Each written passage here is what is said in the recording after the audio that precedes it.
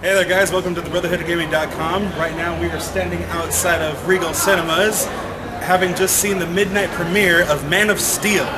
And this is going to be the non-spoiler section because obviously I don't think we can spoil things in front of a crowd.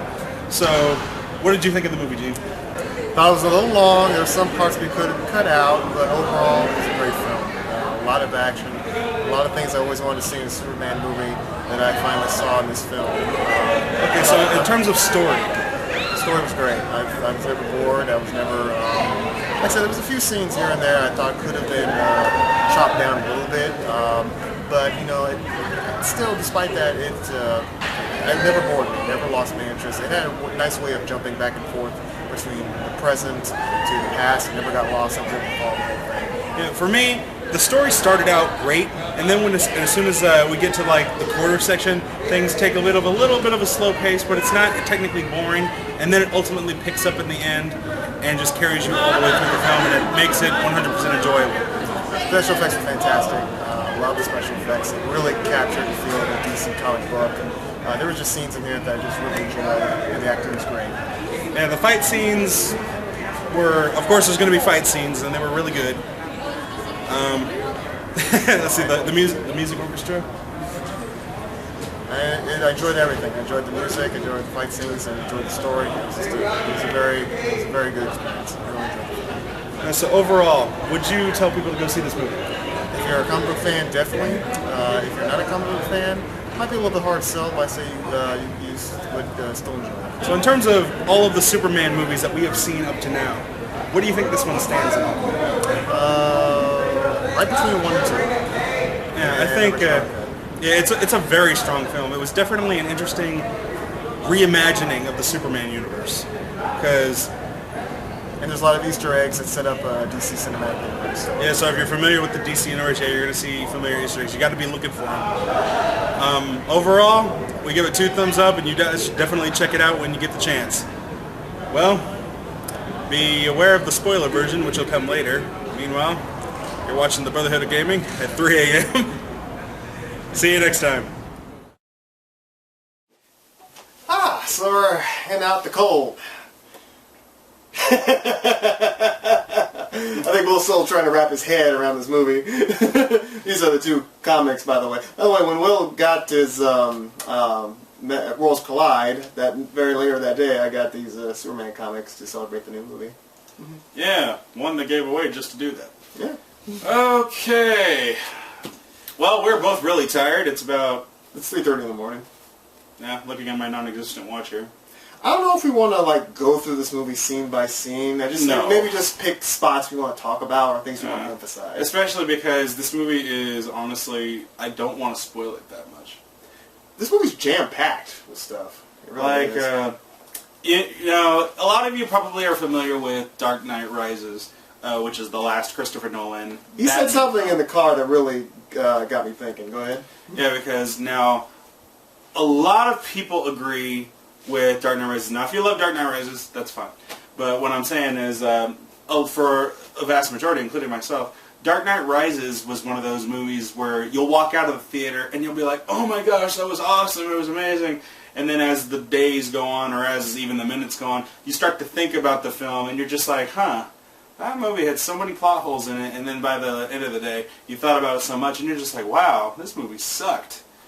And unfortunately, Dark Knight Rises really did kind of ultimately fail in comparison into Dark Knight. Whether you like it or not, that's how it is.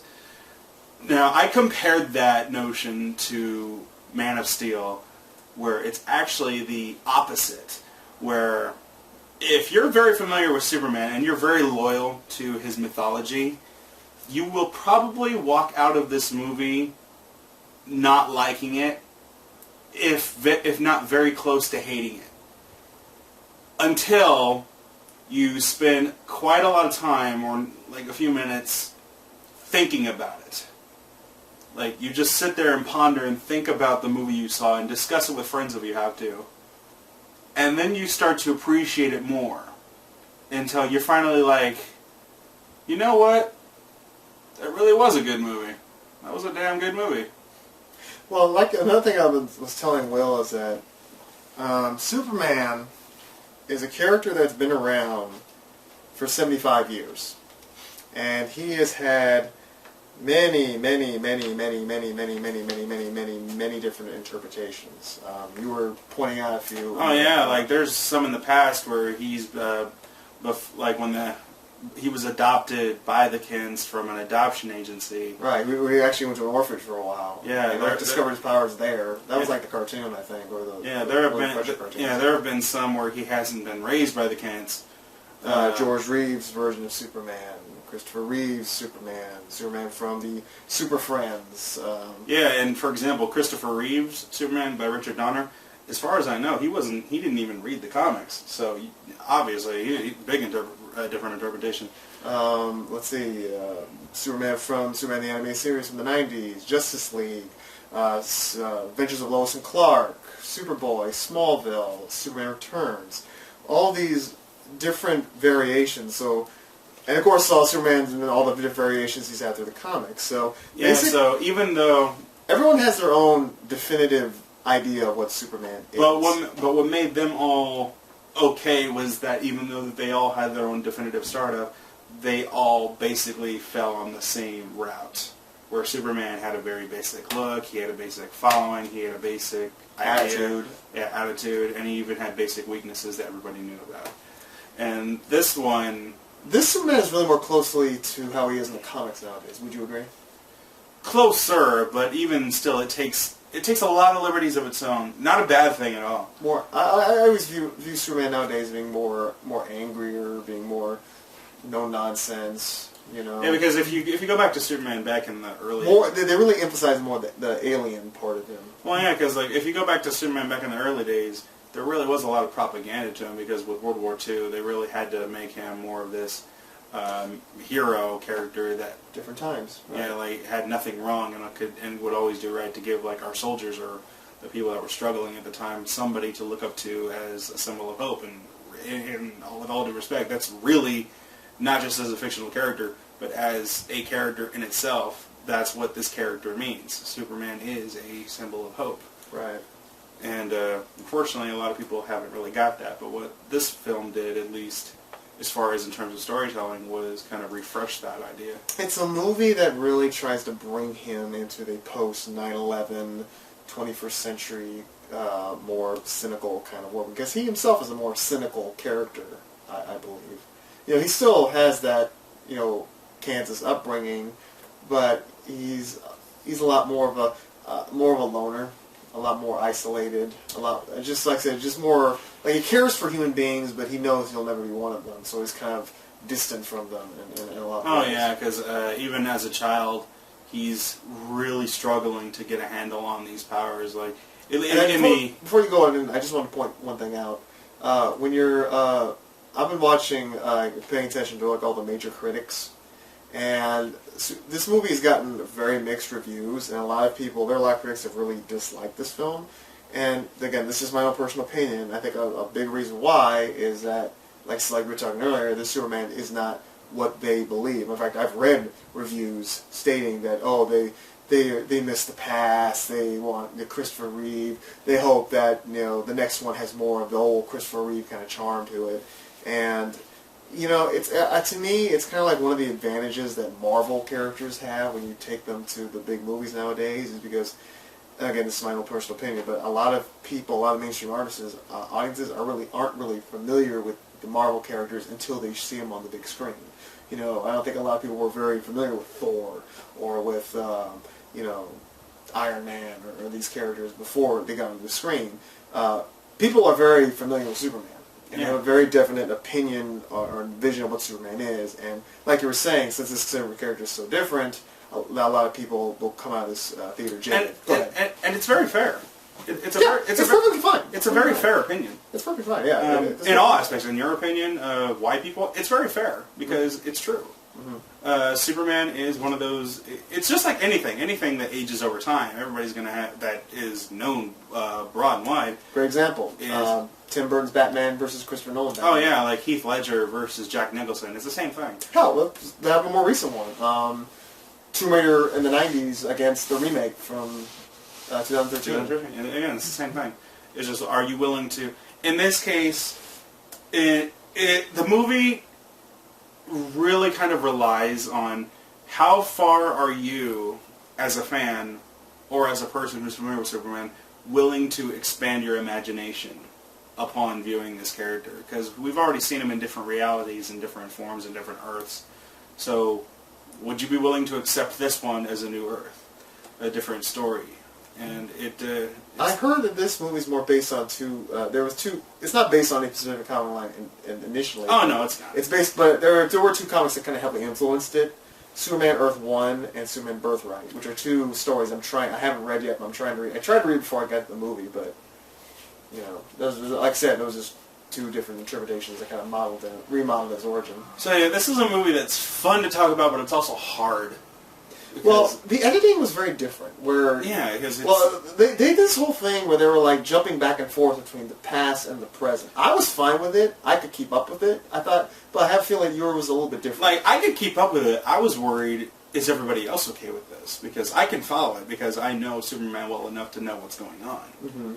But I even know the differences on where they're taking liberties with the story and changing it up just to tell a different kind of story. Even though they change up the characters, though, the very premise of the origin pretty much stays intact. It does. You have the destruction of Krypton, him growing up, learning his powers, having trouble with his powers. Now, at the very beginning of the film, you spend about a good 10 minutes. 10 minutes on the planet of Krypton. That alone is telling you right there how different this movie's going to be. Right. Because Krypton really went under a massive makeover. Which I enjoy. It was more of like an insect kind of world. Yeah, it wasn't... Not that it was bad, it was different. Like, yeah. Of course, when you think Krypton, you're thinking crystals and white and... crystals and white and Brando. What do you think of Russell Crowe as Jor-El? I was surprised we got to see a lot of him. He really was a lot of him. I was shocked that we saw more of him than we kind of needed to. But then I thought it was Russell Crowe. There's no way they're going to kill him off in 10 minutes. So. Well, when you have such a big-time actor like Russell Crowe, you're going to find ways to put him in your movie. Yeah, then again, I was just like, well, what about Kevin Costner? He's a big time. Yeah, but he's a little older. But he got some scenes though. He did get some scenes. He didn't get as much as Russell Crowe, but like that's what I thought. It was great how they used the flashbacks, is they were able to incorporate him into the movie. Without killing him off rather early on. Yeah, even though he's technically dead in the film, but like I said, they keep going back because even after you see his death scene, they go back to him a couple more times. Yeah, it's like, what was I supposed to do? Just let all those kids die? Maybe. Yeah. And that's really Kevin cool. Costner as Jonathan Kent, what do you thought of him? I thought he was really good. I didn't doubt that he wouldn't play a good role. I mean, the father figures in Clark's life has always been a very important part of the Jor-El and Jonathan Kent. Yeah, in terms of telling a story between Clark's past, they really played it a lot more serious rather than just, you got to keep it a secret, you got to hide it and not tell anybody. But they put Clark into very real situations. Like, what if bad things happen? You have the power to stop it, but at the risk of exposing yourself to a world that's probably not ready for you. If you think about it, they die. Well, spoiler: Jor-El and Jonathan Kent die, but they die for two different reasons. Jor-El died to give Clark or Kal-el a chance to go to Earth and protect the people. Jonathan Kent died in order to keep Clark's secret away from the people. It's more like Jor-El had like this idea of this, you'll be this great hero, this great leader, this great godlike figure. Jonathan Kent had more of a realistic, like, human beings, they are very, in a way, it's just like Smallville. Right. Human beings can't be trusted. Once they find you different, they won't like you. So it's best you keep this secret. Yeah, it's just like Smallville in that sense, where Jor-El had a very specific plan for Kal-el, whereas Jonathan really didn't want him to pursue it. In fact, there was a time where he wanted him to stay away from Jor-El because he thought he was dangerous. Destiny versus choice.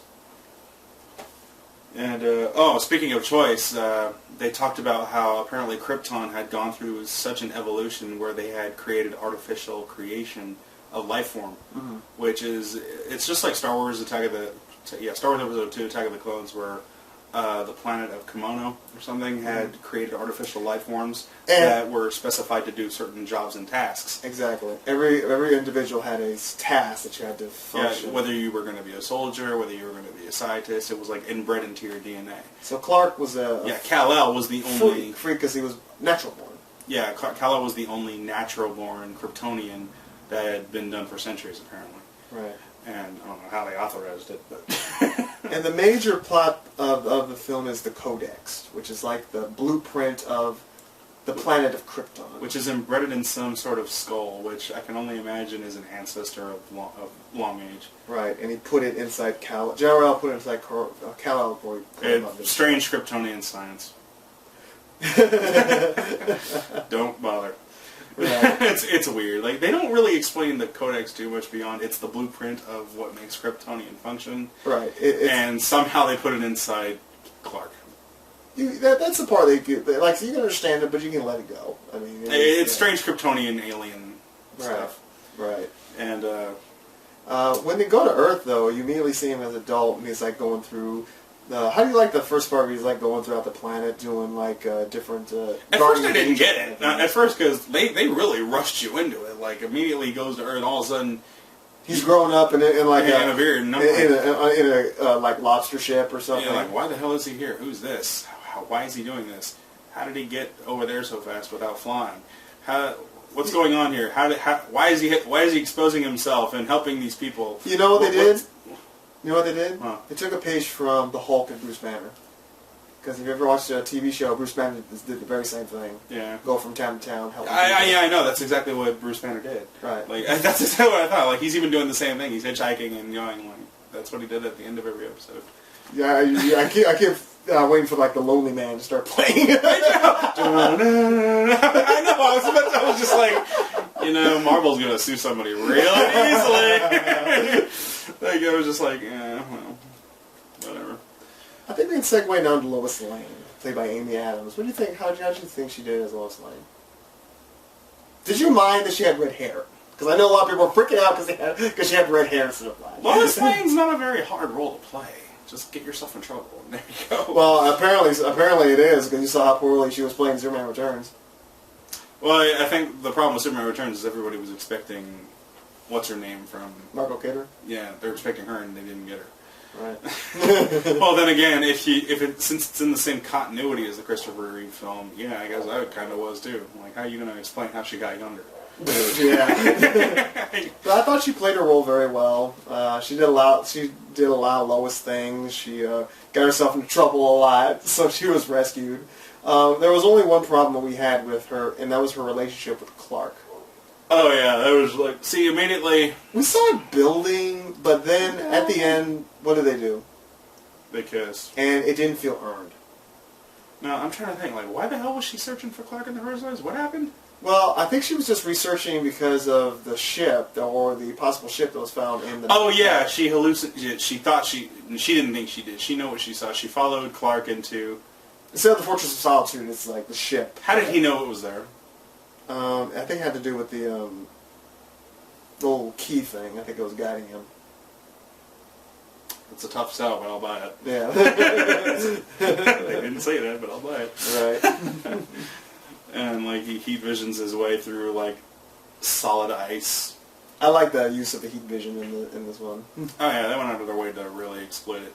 Mm-hmm. And I don't know, I felt uncomfortable with Lois figuring everything out really quickly. I didn't. Because as an investigative reporter, she's like the best in the world. I always had a problem with the fact that she's this great investigative reporter, yet she doesn't know that Superman Clark Kent is her, desk mate. So I had no problem with them like tracking her down. I thought that shows her to be very, very smart, very intelligent, and very damn good at her job. It does, but at the same time, again, that's going back to the you'll hate it at first, but then you think about it, and then you accept it later. Right. But it's like you feel like everything's happening too fast. Like, whoa, we haven't even seen him turn into Clark yet.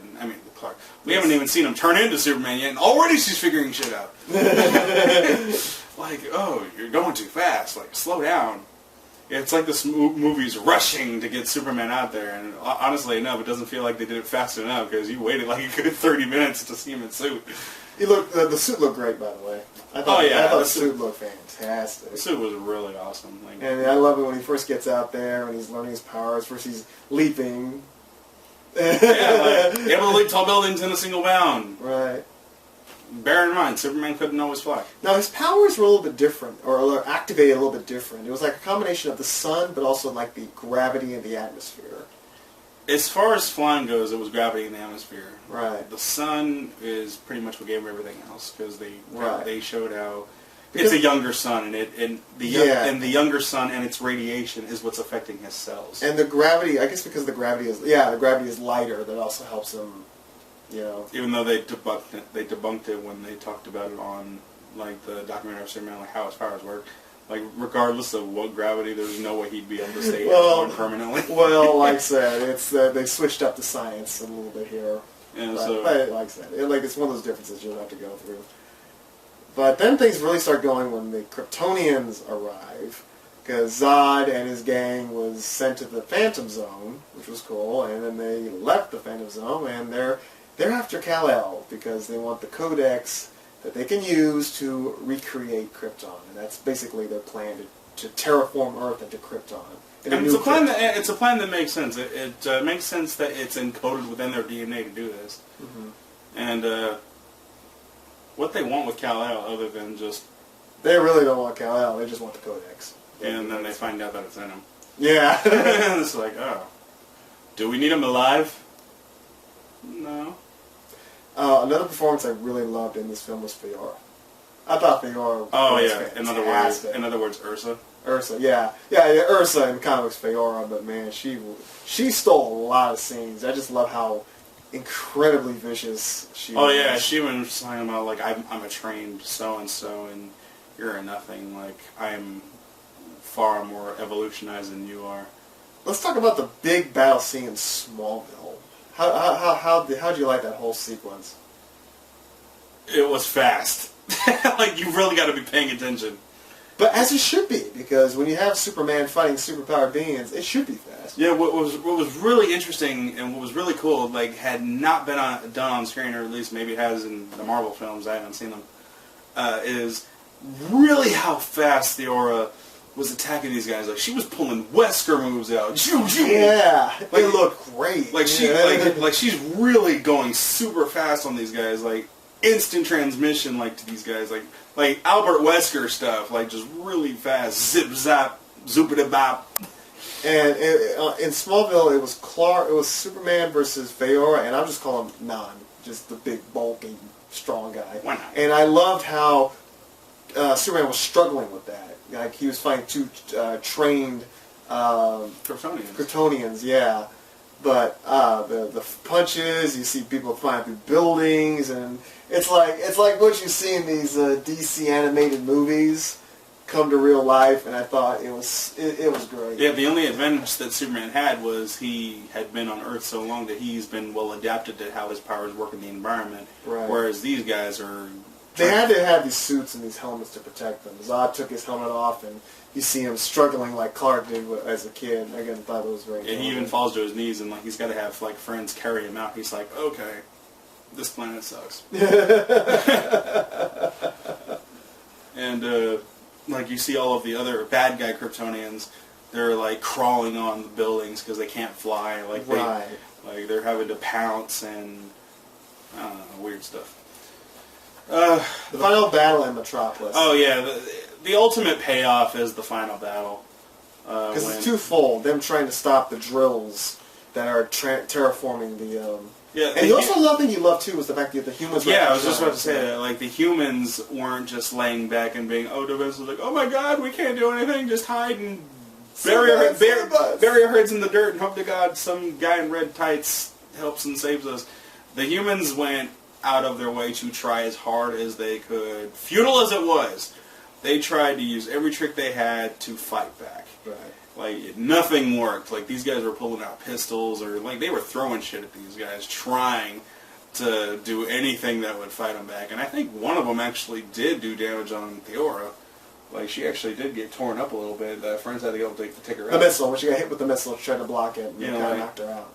Yeah, it knocked her out because she had it's understandable because she had been fighting Superman, and he did at least nail her one good time. The action was fast, but but I could still follow it. You know. If you're paying attention, you can follow it. Mm-hmm. And then you had the big battle at the end between Superman and Zod.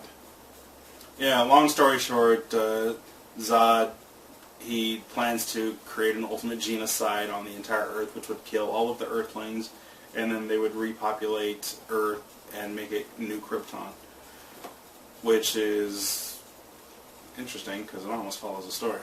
Mm-hmm. So, long story short, Superman and the humans find a way to stop the machines that do it, destroying Zod's entire army and leaving him with nothing but a broken soul because now his mission and life has been destroyed, so he's got no purpose to live anymore. So now he doesn't care. He's gone. He's gone mad. Mm-hmm. And so now this is the ultimate payoff fight, just him and Superman, and they fly around the Earth, fighting each other. Again, one thing I want to happen but never does, I wish one time they would take the fight to the surface of the sun. That would have been awesome.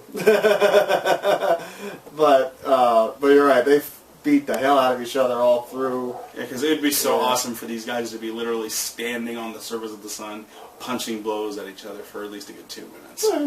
Like, it's happened in the comic, but come on, do that on the screen. How do you think Michael Shannon did as Zod? I thought he did a really good job. Like, of course, like, you can't be biased. You can't be like, who's the guy that plays on there? Terrence. Yeah, you can't be just like saying that he can only be Zod. Come on, open up your mind, guys. Hey, don't be so typecasted. That's probably why I didn't see him in anything else. and finally, the ending had a real shocking moment. One that you were actually real surprised of. Oh, big spoiler. Big spoiler. Big spoiler. So, if you don't want to know what happens in the end, shut it off. Okay, so Superman and Zod climax their fight into, I guess, a museum. Yeah. And then Superman gets Zod in the chokehold, and then Zod's looking around and he sees these humans, and he's like, "You care about these humans, you shall mourn, and I will allow you to mourn them." And then he figures out how to use his heat vision, and he's like trying to move his head to the point where he can melt the nearby humans, and Superman's struggling to keep his head away from him, like, "No, I won't let you do it." And then his laser keeps getting so close to the humans where Superman finally screams and snaps. He's like, "Ah!" And he does his first kill. Yeah, Superman snaps Zod's neck and just kills him right then and there. His body just drops. And Superman falls on his knees and he's just like, "Ah!" Very powerful thing. It's like what the Joker said, "Tonight you're going to break your own rule." It's like, whoa. Yeah. And it's like, see, whereas Batman obviously could get out of that situation, for Superman, he didn't. It's the needs of the many outweigh the needs of the few. Are you going to let these humans die because of your unwillingness to kill, or are you going to break your one rule this time to save many? And, well, it was a hard choice, but sometimes it's, in real life, you got to make those tough decisions. I'm not talking about killing people, but yeah. But like, life doesn't always give you the easiest choices, and sometimes the easiest answer is not always the easiest one. I mean, sometimes, you know what I mean. So, final thoughts on this film. So, it's a film you really, really, really got to give a chance. Because, again, if you're so hardcore with Superman's original mythology, even though he's technically got multiple reincarnations, they all kind of follow that same premise or stay very loosely close together. It's different but the same. Different but the same. It's like, how far are you willing to spread your imagination and get a different retelling of Superman's origin story? Yeah, and if you do, you might find yourself having a good time.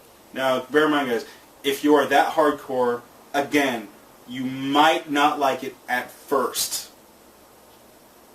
As you walk out the theater, you might not like it. You might start thinking, that's weird. The more you think about it, the more you discuss it with friends, and the more you try to think about it in-depth-wise and how it works together, then you'll start to appreciate it more, and then you'll probably like it. It's honestly, it might even encourage you to see it again. just to see if your interpretation is right. It's like I said, if it's not your cup of tea, again, that's fine. Like I said, there's many different Supermans, but I thought that this is a true update. Where Superman Returns was just kind of looking backwards and paying homage to the previous one. This is a real attempt to bring it into a post-21st century and to bring something new to Superman, and I thoroughly enjoyed it. I thought it was I really enjoyed it. I honestly really check it out because it's a very different Superman story, but it's also a really good one. Does it lay the groundwork for a DC cinematic universe? After seeing those fight scenes, oh hell yeah. There's a couple of Easter eggs in there that I really enjoyed. There's Easter eggs. There's a couple of them that's really fun to watch. But yeah, bring on Justice League. I'm ready for it. Now, before we end it off, we just wanted to say that the theater was packed. We got tons of people wearing Superman memorabilia. Yeah. We got people bringing in toys of Superman. We got people dressing up in costumes like I was. You got Supergirl costumes. You got people, Wonder Woman. I saw Green Lantern. I saw Flash. This movie was big, and we had trouble finding seats, but I managed to find the best ones. Anyway, a guy proposed to his woman. Yeah, I know. Yeah, and like before the movie starts, there's this guy that stands up in front of the whole audience, and he's just like, guys, I'm just some regular guy, but I have my girl outside. She doesn't know about this, and I want to propose to her tonight. And everybody starts cheering. Yeah, like, okay, let's do it. He's like, okay, you all stay quiet. We'll bring her in 30 minutes later. And then as soon as you do that, just cheer her on, and like they'll have a sign, and it was really cool. A guy proposed to his girlfriend. They are now going to get married, and we got to see it at the premiere of Superman. That was very sweet. That's something. That's an event. That was an event. Congratulations to the lucky couple, and hope they have many years, and hope they have a Kal-el of their own. And just hope that they don't have to die. Well, I enjoyed it. I was not disappointed, and I just may see it again. Yeah, I'll see it again. It was different, but I enjoyed it. I'll probably see it again. You know, if this is not your Superman, again, that's fine. That's cool. Like I said, there's many different interpretations, but our own opinion, if you give it a chance, you may like it. Yeah, give it a chance. You might walk out not liking it at first, but think about it. I thought it was a good script, a tight plot. I could follow it. I enjoyed the acting, enjoyed the special effects. Again, I thought it was maybe a little bit too long. There could be some scenes that could have cut down. You know, sometimes the jumping back and forth can get a little stressful, but it was still not nearly enough to take away from the positives. I felt like it was a Superman film. You know how I felt like Batman... To me, I always felt like Batman Begins was the Batman film I was always waiting for. I felt like Man of Steel was the Superman film that I was always waiting for, and it came true. Yeah, so... Matter of fact, I just want one last thing. There was a great scene where Jor-El, or the hologram of Jor-El, was explaining Clark his history of Krypton. I had always imagined that scene like that in my head for many years, and to see that actually on the screen happening, I actually got a little fanboy giddy. Yeah, so... Yeah, I'm tired. I don't usually go to midnight premieres, except for special occasions. And, yeah. Good movie. Good movie. For DC Comics, yeah, I'll go to midnight premieres. Yeah. Well, I'm good. You? Yeah, I'm good. Thank you very much.